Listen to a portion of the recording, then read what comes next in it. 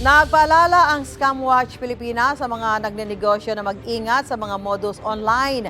May 7 online scam daw na dapat ikabahala.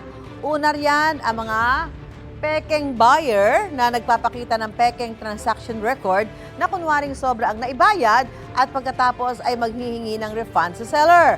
Dapat daw ay kumpirmahin ang kanilang bayad sa mismong banking app o wallet.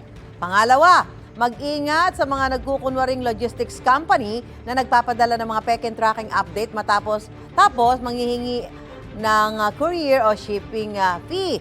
Mag-ingat din daw sa mga pekeng website na nagkukunwaring galing sa mga e-wallet na posibleng makuha ang inyong account details.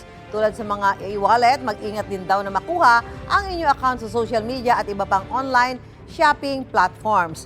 Dapat daw ay gumawa ng matibay na password at gumamit ng two-factor authentication. Nagbabala rin ng Scamwatch Pilipinas sa mga kaduda-duda at pekeng link na maaaring ikasuspend ng inyong account.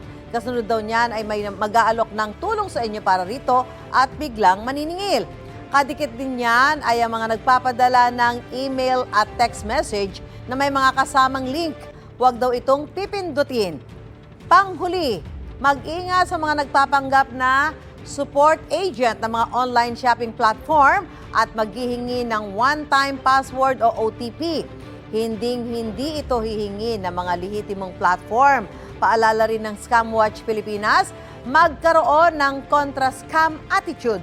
Magdamot, magduda, mangsnab at magsumbong. Gusto mo bang mauna sa mga balita?